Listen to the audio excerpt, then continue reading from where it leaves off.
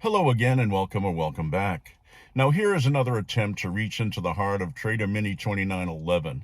I ask my faithful followers to join me in prayer for our commenter brother. Hebrews 11:1 tells us, quote, "Now faith is the substance of things hoped for, the evidence of things not seen," end quote. Now for the full preterist, this isn't just a nice sentiment, it's a hermeneutic.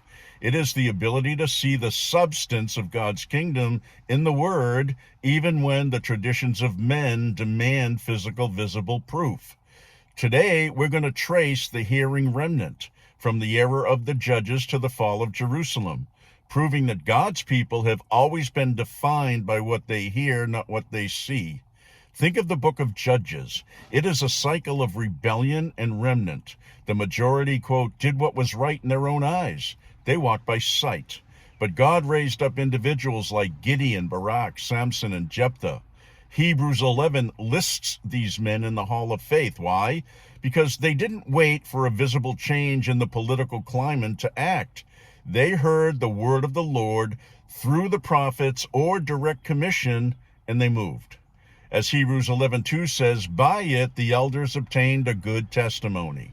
Their good testimony wasn't based on physical prosperity, but on their obedience to a word that the rest of the nation had ignored. Now, this pattern of the hearing remnant was predicted from the start. In the Song of Moses, Deuteronomy 32, God warned that in their latter end, Israel would become the perverse and faithless generation. That was in verse 20. Moses was showing them the Aharit, the latter end of their covenantal world. He spoke of a day of vengeance. Now those who devoured the word and hid it in their hearts knew that the day was coming. When Jesus addressed his closest disciples on the Mount of Olives in Luke 21:22 and declared, "For these are the days of vengeance, that all things which are written may be fulfilled," the hearing remnant knew exactly which song he was quoting. Now, while the religious establishment was looking for a political conqueror, two elderly saints were walking the temple courts by faith. It's written in John 6:45, quote, "It is written in the prophets, and they shall all be taught by God. Therefore, everyone who has heard and learned from the Father comes to me." Now, that includes Simeon, who had been told by the Holy Spirit he would see the Christ. Anna, the prophetess, never left the temple, serving with fastings and prayers night and day. When a baby was brought to the temple for dedication, they didn't need a sign in the sun or the moon.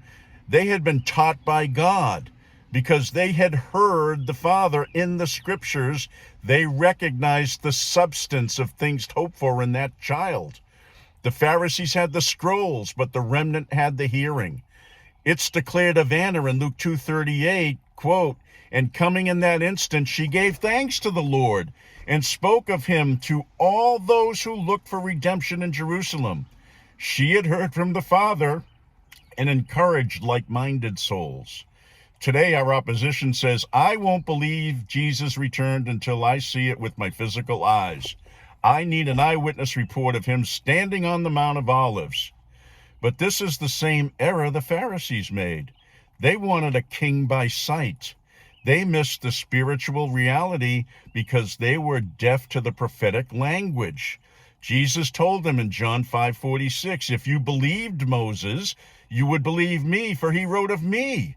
If you don't understand the apocalyptic grammar of the Hebrew scriptures, the metaphors of stars falling and clouds of judgment, you're walking by sight, not by the evidence of things not seen. Hebrews 11 concludes with a powerful thought.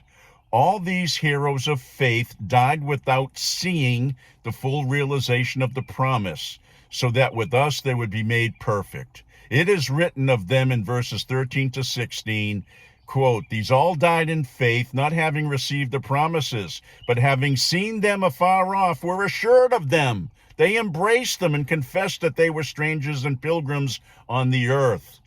And for those who say such things, declare plainly that they seek a homeland. And truly, if they had called to mind that country from which they had come out, they would have had opportunity to return. But now they desire a better, that is, a heavenly country. Therefore, God is not ashamed to be called their God, for he has prepared a city for them. Do yourself a favor of self-edification. Observe Hebrews 11. Observe also the accounts of these heroes of faith. It was faith that set them apart.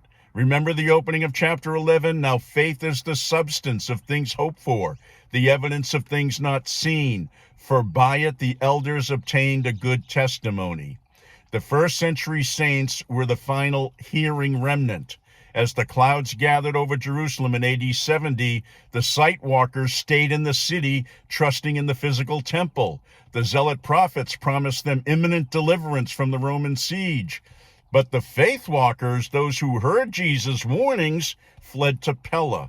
They didn't need to see the stars literally fall to know that the old covenant world was ending. They had the word of Christ, and that was evidence enough.